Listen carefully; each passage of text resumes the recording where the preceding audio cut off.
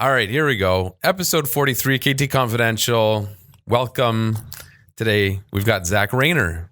Thanks for having me on. I'm excited to be here. Yeah, you've been on our case, like I've been persistent on Instagram, DMing us, commenting.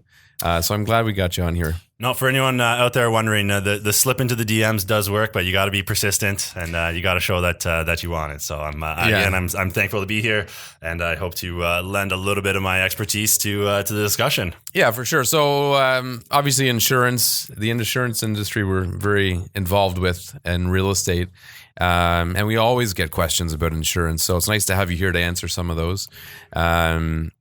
I think insurance is often kind of like an afterthought for people. Mm-hmm. It's like, all right, bought a house, and then it's like, oh shit, I don't have insurance on my house. So they call you up and say, hey, I got the keys to a house yesterday. Can you know? Yeah, last minute's always tough. I always try to tell people, and that's why I like to be involved as much as I can with real estate agents, if I can assist them during the process of buying the house, maybe point out a couple things that should be brought to their attention with regards to insurance, be it, there might be a sewer backup issue, maybe the electrical's not up to date, just the little things that can maybe down the line put a hiccup on the home insurance. Yeah. And just to kind of preface this, again, I'm really looking at this conversation based on towards, homes for people. Yeah. Insurance is a huge word that covers so many different things, but just given our specialties and backgrounds, just to preface it for everyone, this is really oriented towards, personal home insurance. So before we get into insurance, this is the first time I've met you.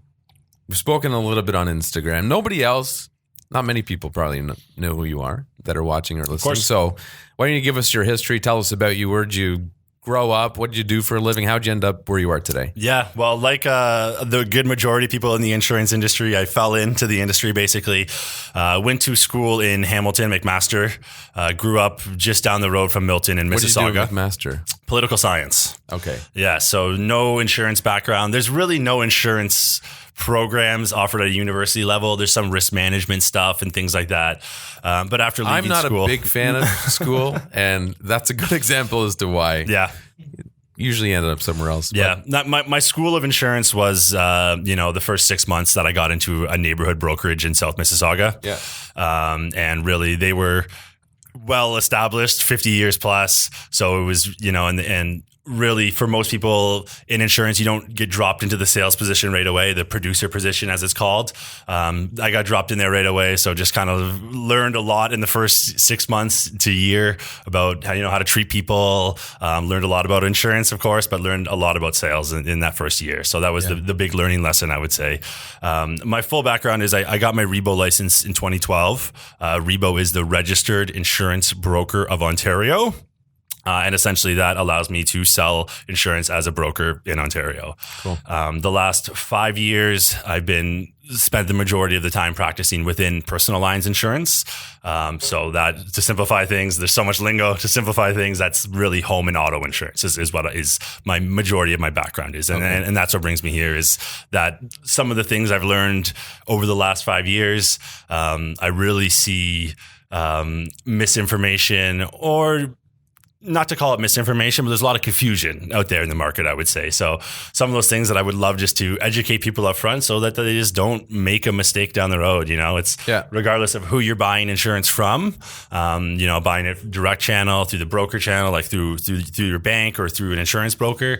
The primary thing to realize is that it's a financial product that's there to protect you. So, and I think most people hate insurance, because they're most people are probably paying more for insurance than they are many other things in their life, between life insurance, car insurance, and I think disability, all that stuff. There's lots of layers of insurance. And a good financial planner will tell you, hey, it's good to actually layer the insurance. I think the frustrating point for people is that they don't understand the product until they actually make a claim. Of course. Right? Yeah. So you're paying out all these years. If you never have a claim scenario, you don't even really know what you're paying for. Yeah. And I think one of the problems is there's a lot of people that have a hesitancy or maybe hold a grudge against insurance companies because they feel, and I had somebody tell me this because I have life insurance, and somebody I was chatting with, I'm like, why don't you? And their response was because you're going to die and then they're going to find a loophole and then they're never going to pay it out. So I think that's the problem is that and I think that's same, and it's sort of insurance too, but warranties coming from the auto industry, people had that same perception. So you buy a warranty, but it doesn't cover 90% of the stuff. And I will note, on property insurance right now in Ontario, 98% of claims are paid out. The big difference is not all insurance companies are built the same. And, the analogy I would like to use is similar to a real estate agent. You can call a real estate agent's office and one office might call you back within 1 hour and they were willing to meet the same day and whatever you need, they're willing to take care of it. Another one, you might have to leave, 5 or 6 phone messages before anything calls you back, right? So sort of like us not replying to you on Instagram. Is that a low blow? Yeah, you guys owe me nothing, so it's a little bit different. But when you've paid for your insurance and you're not getting a call back on an insurance claim, it's even more frustrating for people. So one thing I did want to highlight during this podcast is not all insurance companies are built the same. And I've seen it firsthand. We had a major claim last summer in Toronto with that huge rainstorm. I don't know if you remember this one, but condos based, the flooding damage was crazy. And the big lesson for me is, I have about 8 or 9 different insurance markets that I work with, and seeing how quickly those insurance markets responded to the claim. The claim happened all on the same day for all my clients. Seeing which companies took that week to make sure everything was taken care of and seeing which companies had someone on the scene the next day was really interesting to me. And I think it's a key point that consumers can't really know about it. I mean, you can go online and do, reviews on claims and things like that. But if you really never had a claim, how would you really know what one claim situation is going to be better than the other, or one company is going to respond better than the other? Most people don't even think about it, right? Yeah. So I a few quick questions for you about to help educate people in terms of home insurance as to what wouldn't be covered. So things like lightning. If your house is hit by lightning, causes a fire, house burns down, or a portion, partial, whatever. And you know what? I can't speak to all claim scenarios and et cetera, et cetera. Of course. I have seen lightning claims paid out. I had a client who was with an insurance company in a rural area, struck by lightning. The house actually burnt down. Eventually, the claim was settled. Was it the most clean claim experience I've ever seen? No. So, is there a clause within the policy that says it is or isn't, or is it vague? There's a clause that's quite vague, unfortunately, and it's called an act of God clause. Earthquake, earthquake coverage is available. Okay, so it's another endorsement we can add on. As confusing as things get, but to speak to things that might not be covered specifically, damage from something like seepage, where maybe you develop a really small leak in your roof, and instead of fixing it, you say, just pretend that didn't happen. 6 months later, maybe ice builds up there as winter sets in. There's some ice in the roof, and then continual damage starts to build. Something like that. Negligence wasn't a single act. You sat on it for several months. They're not going to pay out on something like that. Right. So that's the easiest example. To be honest, a lot of claims do get paid out, and sometimes I'm surprised. So the insurance company does have a fiduciary duty to you. So you're making those payments to them. To deny a claim, they really have to set the bar fairly high. Right. So I know you hear all the horror stories, but you very rarely hear the 98% that everything was taken care of. Same as every industry. Yeah, same as what every about, industry. Let's say I own my house. I have a 2-story traditional, quote unquote, traditional house, unfinished basement. I've got my policy in place. I finish my basement. I don't inform the insurance company, and there's a flood of some sort. Pipe bursts, and the basement needs to be repaired.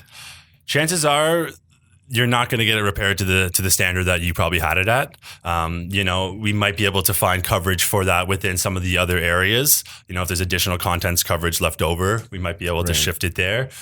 That being said, it is a tricky situation because you failed to inform the insurance company or failed to inform the broker. Right.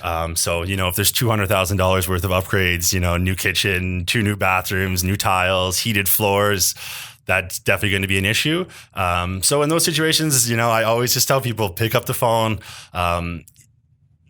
this is a situation where I always will say a broker can provide a little bit of an advantage there. And I'm, of course, biased saying that, admittedly. If you do have a broker who's independent from the insurance company like myself, you could call me to get advice. Hey, Zach, I'm just doing some basic retiling in the basement. It's only about $5,000. Do you think I should let them know? In that situation, hey, I'm comfortable with the coverage that we have on your policy. I've reviewed. There's lots of rebuilding costs there. I think we're okay. Versus if you called me and told me that you installed a custom theater downstairs, let the insurance company know. So if you're doing any sort of improvement, anything major for sure, I would let them know. I would say anything, because as soon as you say major, it's like all up for interpretation. Mm-hmm. So I'll call them anyways. Yeah, and there's other areas we can provide advice for when you do make that call. I might say to you, hey, Adrian, just to make sure when you have that contractor come in who's doing the work, make sure he's bonded for up to $2 million of insurance as well. Right. What you should be saying is, actually, instead of investing your money into your current house, I should introduce you to Adrian. Exactly. And he can help you buy one that's already done. Exactly. But that's another thing. Save some time. Yeah. Time is money. That's another thing that's love or listed, right? Is that what they do? Yes. They either move and find their dream home, or they make theirs their dream home. You're not nodding. You don't watch that show? No? That poses another interesting thing is, I don't know how involved you get with it, but trades, people coming into your house to work. Mm-hmm. What sort of insurance should they be carrying, and does it affect the homeowner? So I'll give you an example. Yes, go ahead. So there was a home inspection being done at one of our listings. We talked about this on a podcast once. It was in the winter. The home inspector decided, and the roof was covered in snow. The home inspector decided to get a ladder and climb onto the garage roof. Mm-hmm. And at the same time, we had a camera set up. We always set up cameras at our listing so we could see the whole thing. The home inspector sent his customer inside. This is the prospective buyer, mm-hmm. to get a pot of really hot water to bring onto the roof to, melt the snow. So, you can see that going many bad ways, right? So you got the guy on the ladder with a pot of hot water, the customer down below looking up, the guy climbing onto his slippery roof. If he falls mm-hmm. and doesn't have proper insurance, could the homeowner be liable? Absolutely. Interesting. And I will say this, what we're seeing a more litigious society where people are more willing to sue each other. Of course, yeah. And it's one of those things where it doesn't cost anything to name someone in a lawsuit. Right. If an incident happens at your home or even around your home, there's lawyers out there that will advise on legal advice to, the more the merrier. So I always advise people, again, it comes to those layers of insurance. Like, I'm sure the home inspector's company does carry some sort of liability coverage. If they're only carrying $1 million liability and someone suffers or multiple people suffer injuries that are critical, that $1 million might not be sufficient to keep two people. I think nowadays most people are advising to double that up at least, right? At least. But again, not every company is doing that.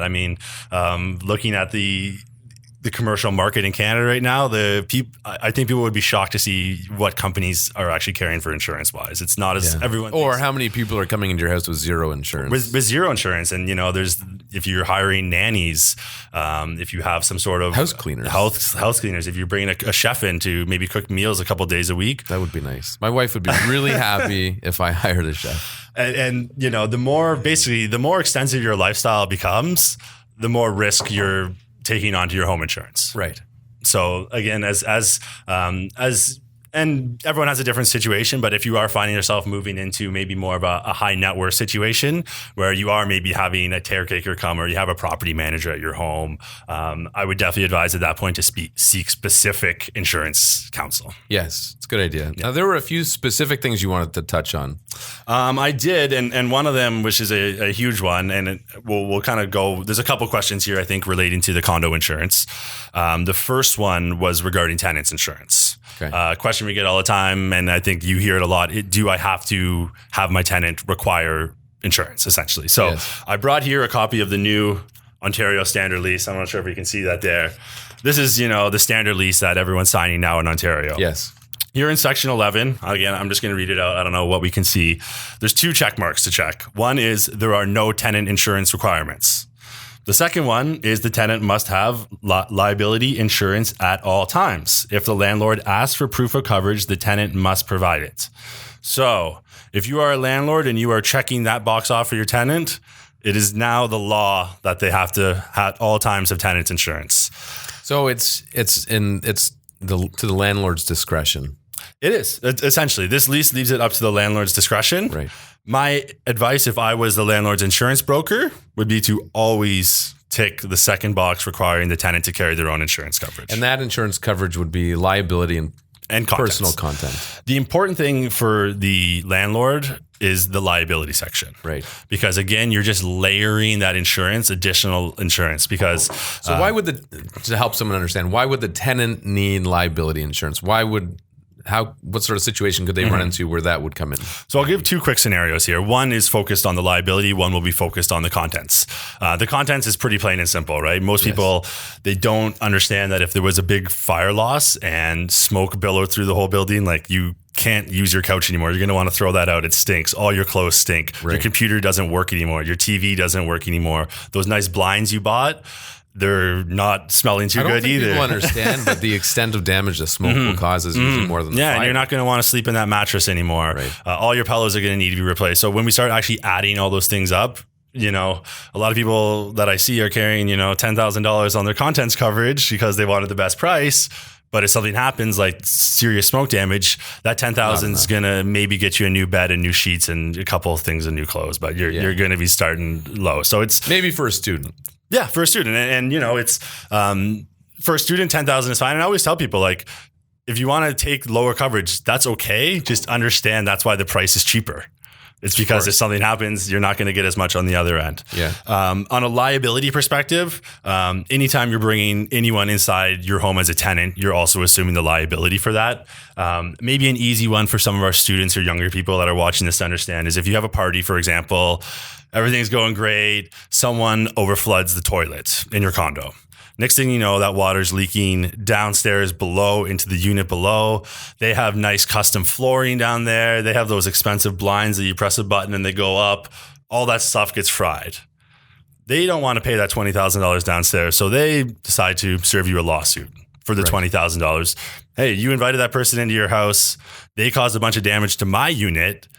Who else am I going to hold liable, right? Yeah. In those situations, they'll most likely also name the landlord on that lawsuit, right? Which is going to bring me kind of to that second a question we haven't touched on yet, but a question that you gave me, which was, why should a landlord carry insurance? Well, and this was a question that came from a colleague, and they were asking, first of all, is it necessary, and why is it necessary for a landlord of a condo unit to have insurance when they have no personal contents, which they sort of do because they have appliances, et cetera, window coverings. But he thought that perhaps the building insurance that they paid for within the condo fees would cover the condo itself. So the condominium corporation does have its own insurance policy. That's going to be covering the building, of course, right? That policy, it's not as extensive as a lot of people think. There are situations where the deductible has to actually be paid by the residents living inside the condo. If there's a major loss, a lot of the condo corporations are carrying a $50,000 deductible. So they do a special assessment essentially and split it up between. It's exactly what it is. It's a special assessment. You might end up with a bill for $500. You could end up with a bill for $2,000. Right. Whatever, how many people there are in the building. So again, the layer of the liability is so you key. might want to know the demographic of the people in the building you're buying in. Of course, you want competent owners and tenants. Of course, and it's anytime you're buying a place, my mom always says go shopping at the local grocery store first, just to get a sense of all those people that you're going to be living with, because that's important. Sorry, kind of circling back. The liability portion is the important part, because the condo corporation isn't carrying liability coverage for all the landlords. Right. They're carrying liability coverage for their condo corporation. Right. They may have a separate insurance policy for the directors and officers of the condo corporation. So even the directors and officers of the condo board, they're not covered under the condo board's insurance, they have their own separate insurance just for their directors and officers coverage. So these layers of insurances, I always tell people, you can't assume that someone else is layering your insurance for you. They're purchasing insurance to protect their interests. Again, I'm just jumping back to that scenario. If we had a flood, it came down, a lawyer would most likely look at that situation and say, hey, we have a student living here. Sure, we could sue them for X amount. They might not even have that, right? We might get a judgment and get nothing. Let's name the landlord in there. He's clearly got some assets. He's the guy we're going to go after. Right. So that's when the liability opens up. And there's so many different claim scenarios I could go over and kind of thing. But just use your imagination to think of, if you have people in your home, you do the best to, credit score them or figure out who they are.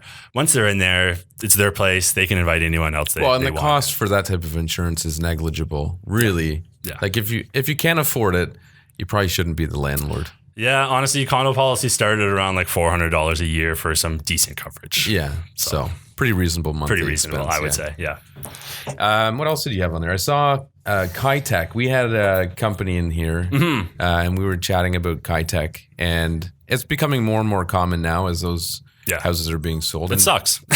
Yeah. So how is it viewed from an insurance perspective? Because is it still relatively new for insurance companies in terms do you have any policies in place that? So any of the standard insurance markets are going to hit a straight decline on this. So that means if you're with the Intacs, the Bel Airs, the Avivas, the companies that most people know about, they don't want this sort of thing. And the reason is because the risk is greater for a water loss. Right.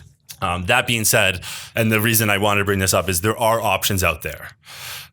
So if you're in a situation where I would always recommend take it out as soon as possible, of course. Let's just move on. And if you have enough money to buy the house, it's going to need an upgrade. It's 15 years old, and you mentioned that on the other podcast. But if you're stuck in a situation where you can't get it out, and I've heard people say I have to sell this place. It's Kitech Plumbing. I can't get insurance, and now I have to sell it. There are options out there. Take your home insurance quote and about double it. Wow. But if you're in that situation, until you get it removed.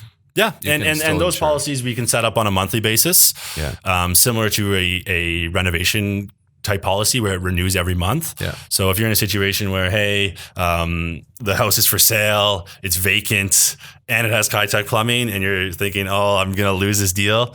If it's really worth it to you, there are products out there on the marketplace that can respond to those needs. And what about probably similar aluminum wiring? Similar, it is similar. Same thing. It's most of the standard markets aren't going to touch it. You basically have to work with a broker in those situations to navigate that for you. Yeah. But I'll say this: the big difference between auto insurance and property insurance is auto insurance is very, very regulated. If you call me and you have 3 tickets, there's a list of 2 or 3 companies that I can put you with, and that's just the rules. With home insurance, they're less regulated by the government.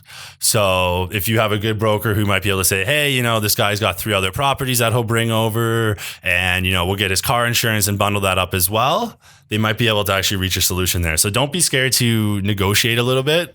Again, that's where kind of a broker can help you out a little bit, because there is leeway there, and there's actually a shocking amount of leeway, I think, from people that we would be surprised of what insurance companies have done to accommodate people to continue to earn their business. Interesting.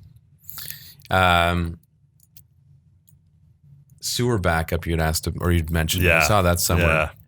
And that was something. So there's a lot of things that I think are available but aren't always even discussed. Mm-hmm. Exactly. That's a great way to put it. Yeah. Like people don't know what their options are, so they wouldn't even know to ask for it. And I think that's a big one. Sewer backup has slowly become more standard within a lot of policies, thankfully, because it's the number one loss that we see is sewer backup. And it's probably the nastiest loss to deal with out there. And I've posted some pictures before on my Instagram page, and it's just like, I haven't seen those. I wouldn't mind seeing them. It's, to be honest, you don't want to be dealing with it. You want the professionals in there. So having that coverage is so important.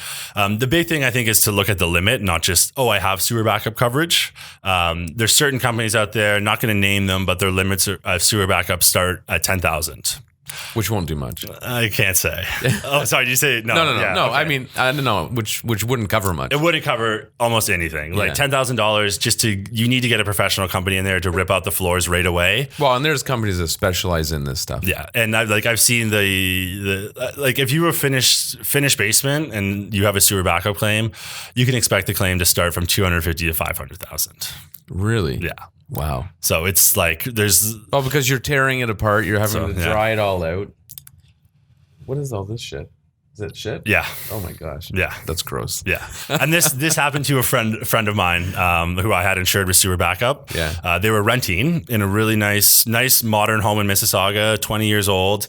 And what had actually happened was the pipe going to the street was blocked. Right. So it had nothing to do with them at all. Yeah. All of a sudden the drain in their basement just started bubbling, and it didn't stop for like 7 hours. Oh my goodness. So there are some builders now, and you can do it. You can retrofit it. You can get backup valves. Backup valves, backflow valves. There's, having a battery backup sub pump is another huge thing you can do. And it all depends on... The problem with my sump pump's at the other end of the basement. And it all depends on where you are. You know, if you're in a high risk area, like pay attention to this stuff. If there's a creek in your backyard, like really, really pay attention to this stuff, you know? Everyone should have coverage. I'm not saying not to, but there's definitely high risk areas that people really, really, another thing to look out for is a reverse sloping driveway.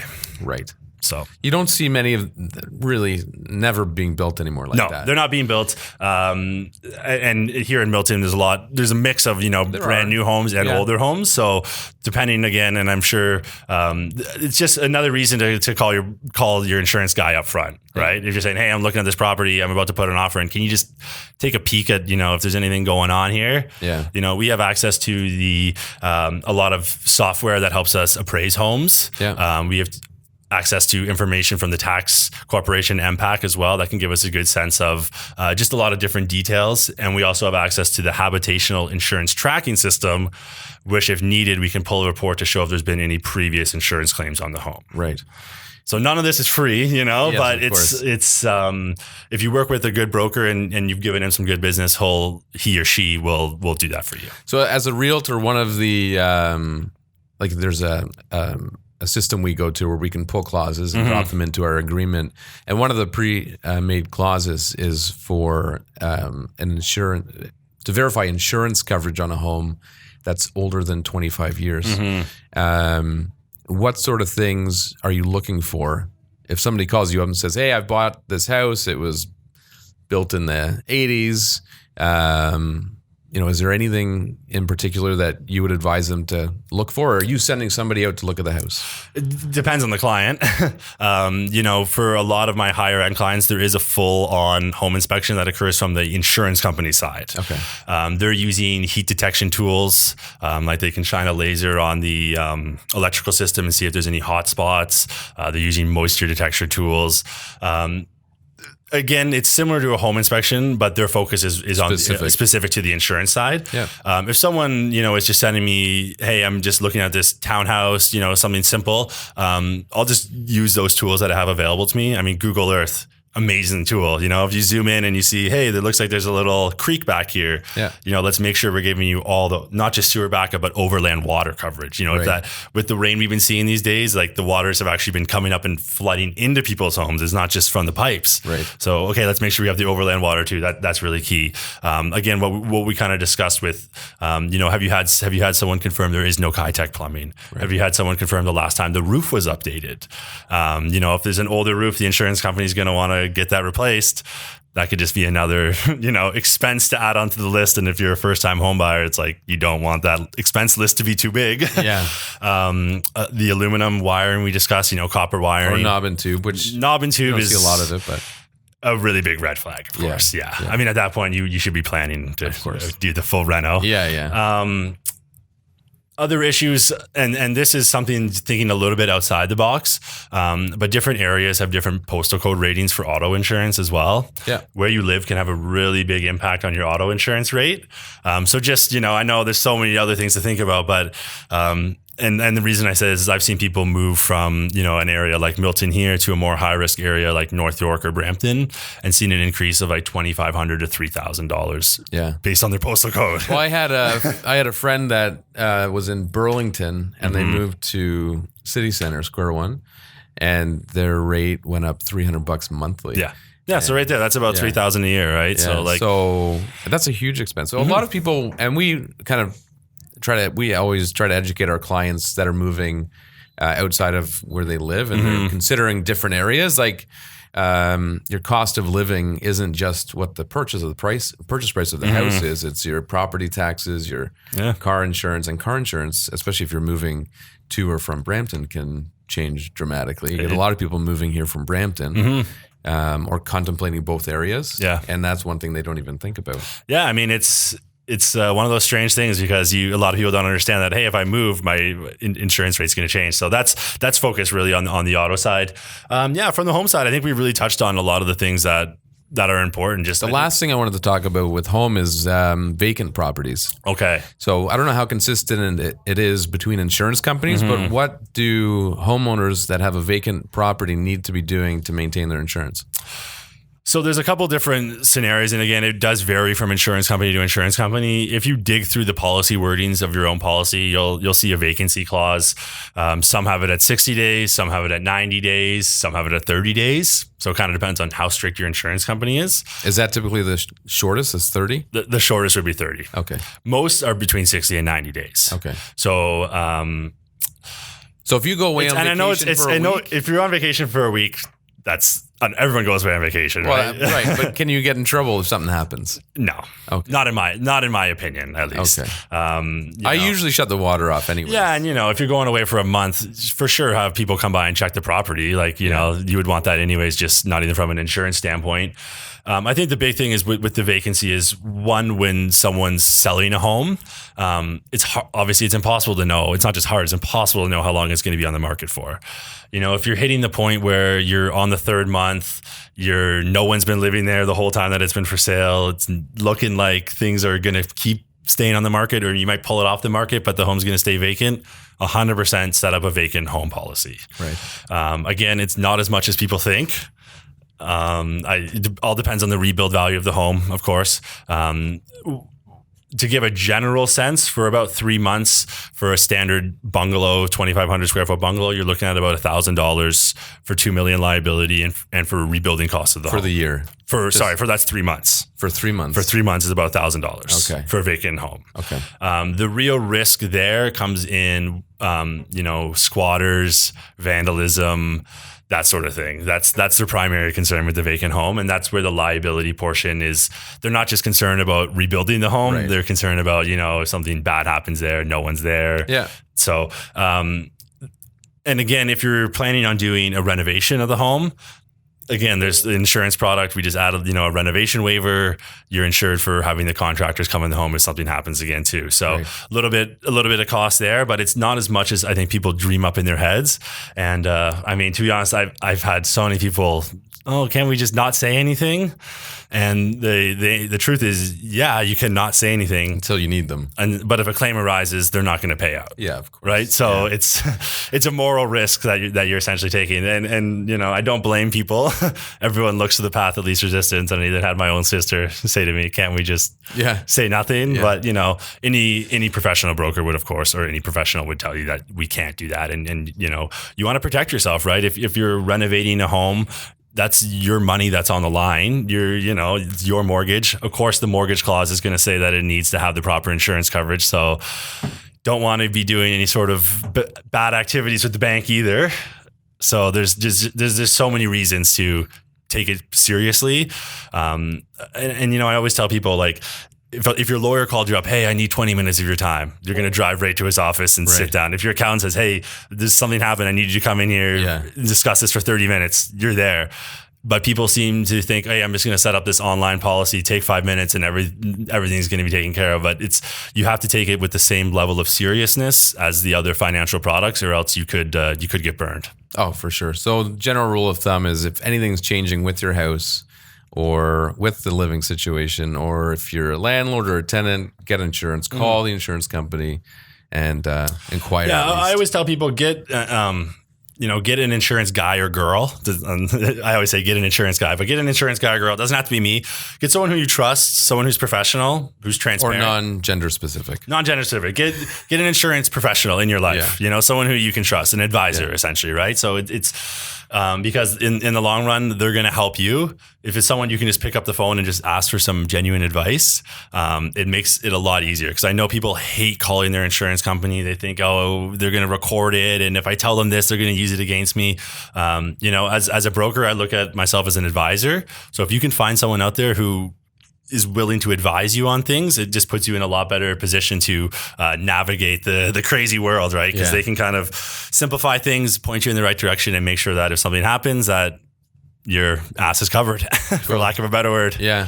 Cool. Well, thank you for coming on. Again, I really appreciate it, guys. I hope I covered off on anything. If anyone has any additional questions, I'm sure we can maybe throw in my contact information somewhere along here. Yeah, if somebody wants to hit you up, you're on. I see you're pretty active on Instagram. Doing my best, man. Is it Rayner Insurance? It is RAYNER_insurance on Instagram. Cool. Easiest way to reach me. Thanks. Awesome. Thanks, Adrian. Yeah, pleasure. That was fun, man. Yeah, I'm glad you came. It was good.